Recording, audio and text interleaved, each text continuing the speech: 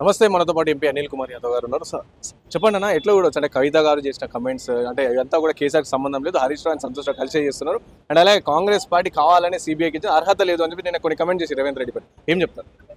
అంటే వాళ్ళకు వాళ్ళ వాళ్ళ ఇంటర్నల్ ఫ్లైట్లు ఏం జరిగినా కూడా ప్రతిదీ కూడా తీసుకొచ్చి దీని వెనక ముఖ్యమంత్రి రేవంత్ రెడ్డి గారు ఉన్నారని కూడా వాళ్ళకు ప్యాషన్ అయిపోయింది. గతంలో ఇదే విషయం నిన్న కవిత చెప్పింది. గతంలో కవిత గురించి కూడా వాళ్ళ ఇదే చెప్పారు, కవిత ఇంకా రేవంత్ రెడ్డి గారు ఉన్నారని. మళ్ళీ వాళ్ళ ఇంట్లో ఏం జరుగుతుందో ప్రజలందరూ కూడా ఈరోజు చూస్తున్నారు. ఈరోజు సబ్జెక్ట్ ఏంది, సబ్జెక్ట్ రేవంత్ రెడ్డి గారు ఉన్నారా లేరా పక్కనే పెడితే, ఈరోజు వాళ్ళు వాళ్ళ ఇంట్లో జరుగుతున్న ఎపిసోడు, డబ్బుల విషయం కావచ్చు, ప్రాపర్టీ విషయం కావచ్చు, పొలిటికల్ ఆధిపత్య విషయం కావచ్చు, ఇవన్నీ కూడా మెల్లమెల్లగా బయటకు వస్తున్నాయి. మేమేమని చెప్పినాం, మేము అధికారంలోకి వస్తే కాళేశ్వరంలో జరిగిన అన్యాయం, కాళేశ్వరం దోచుకున్న డబ్బుల గురించి మేము 100% కమిషన్ వేస్తాం, దాంతో మళ్ళీ ఎంక్వైరీ చేపిస్తామని కూడా చెప్పిన మాట మీద ఈరోజు పీసీ ఘోష్ గారిపై తోరుతూ ఈరోజు కమిషన్ వేసి కమిషన్ రిపోర్ట్ని కూడా ఈరోజు సిబిఐకి అప్పచెప్పినాం.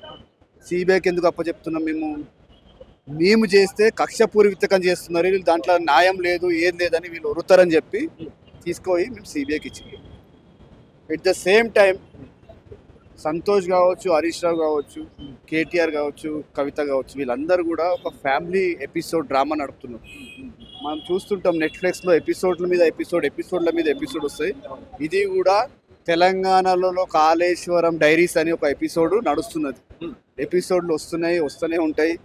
వీళ్ళు ఎంత మాట్లాడినా కూడా వాళ్ళు దోచుకున్న డబ్బులు వాళ్ళ మీద ఎంక్వైరీ జరుగుతుంది. దీంట్లో ఎవరో ఆరోపణలు ఉన్నారో వాళ్ళని బయట పెట్టే బాధ్యత మేము కాంగ్రెస్ పార్టీ తరఫున పూర్తి స్థాయిగా చేస్తాం. అంటే బీఆర్ఎస్ పార్టీకి సంబంధించిన నాయకులు కావాలని కవిత వెనకాల రేవంత్ రెడ్డి ఉండే ఇవన్నీ కూడా చేస్తున్నారు అని చెప్పి ఈ విధంగా కూడా వ్యాఖ్యలు చేస్తారు.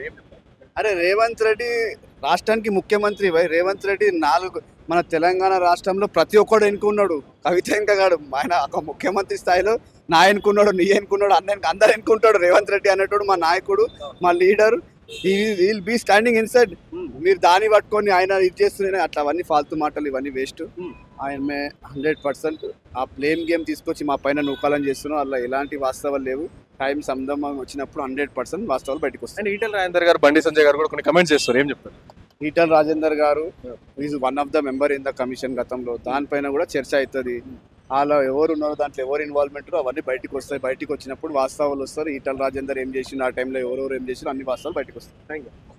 సో విన్నారు కదా, ఇది అనిల్ కుమార్ యాదవ్ గారు చెప్తాను. సో ప్రధానంగా చూసుకుంటే దీంట్లో కూడా అంతే, అంటే ప్రజల పైన చిత్తశుద్ధి ఉంది కాబట్టి అంతా కూడా మేము సిబిఐకి పంపించాం. సో త్వరలోనే దీనిపైన కూడా త్వరితగతిన అన్ని కూడా సార్ చేసిన తర్వాత దీనిపైన ఎవరైతే బాధితులు వాళ్ళందరినీ కూడా కంపల్సరీ శిక్షిస్తామని చెప్పి అనిల్ కుమార్ యాదవ్ గారు చెప్తారు. కెమెరా పర్సన్ సాయితో రాణా ప్రతాప్ రిపోర్టర్.